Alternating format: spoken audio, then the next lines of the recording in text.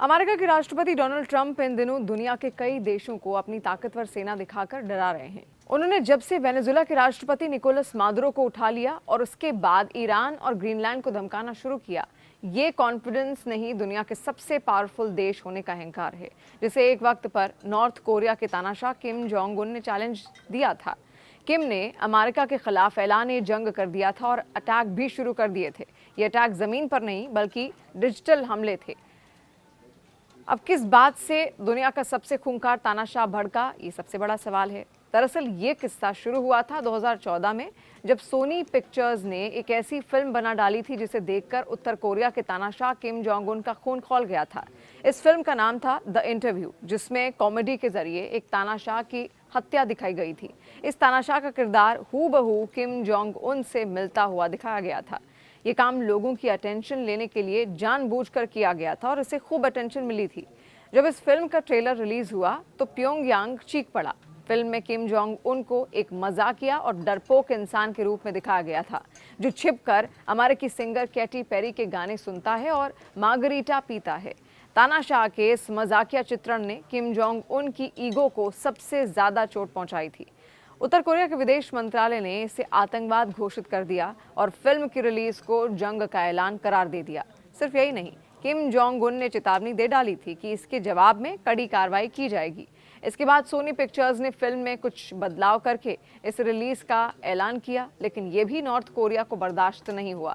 इसके बाद अचानक फिल्म की रिलीज से ठीक पहले सोनी पिक्चर्स पर इतिहास का सबसे बड़ा साइबर हमला हुआ। गार्जियंस ऑफ पीस नाम के एक हैकर ग्रुप ने सोनी का पूरा डेटा हैक कर लिया, जिसमें कर्मचारियों की सैलरी, प्राइवेट ईमेल और आने वाली फिल्मों की स्क्रिप्ट लीक कर दी गई। अमेरिका ने सीधे तौर पर इसके लिए उत्तर कोरिया को जिम्मेदार ठहराया, लेकिन किम के देश ने कभी गलती नहीं मानी। हैकर्स ने धमकी दे डाली थी कि अगर इस फिल्म को सिनेमाघरों में दिखाया गया तो अमेरिका में 9/11 जैसा आतंकी हमला किया जाएगा। इस धमकी के बाद अमेरिका में हाहाकार मच गया।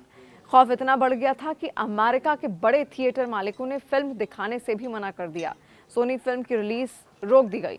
विवाद यहां तक पहुंच गया कि उत्तर कोरिया ने अमेरिकी राष्ट्रपति बराक ओबामा को बंदर तक कह डाला। इस फिल्म के विवाद पर नेशनल डिफेंस कमीशन ने बयान जारी कर कहा था कि ओबामा अक्सर बेचैन होकर बंदर जैसी हरकतें करने लगते हैं। अमेरिका को इसका खामियाजा भुगतना पड़ेगा। इसके बाद अमेरिकी राष्ट्रपति बराक ओबामा खुद सामने आए और उन्होंने कैमरों के सामने द इंटरव्यू की रिलीज रोकने के सोनी के फैसले को गलत बता दिया था।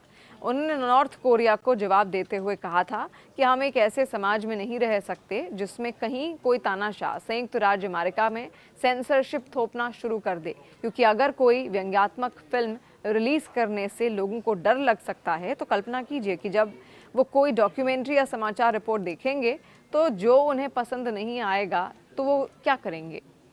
इसके बाद सोनी पिक्चर्स ने हिम्मत दिखाई और फिल्म 24 दिसंबर को रिलीज की गई।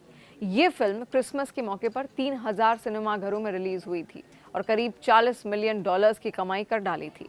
हालांकि इसकी रिलीज के बाद नॉर्थ कोरिया की तरफ से धमकियों के अलावा कुछ और कदम नहीं उठाया गया। हालांकि ये मूवी आज भी उत्तर कोरिया में बैन है और इसे देखने पर मौत की सजा भी मिल सकती है।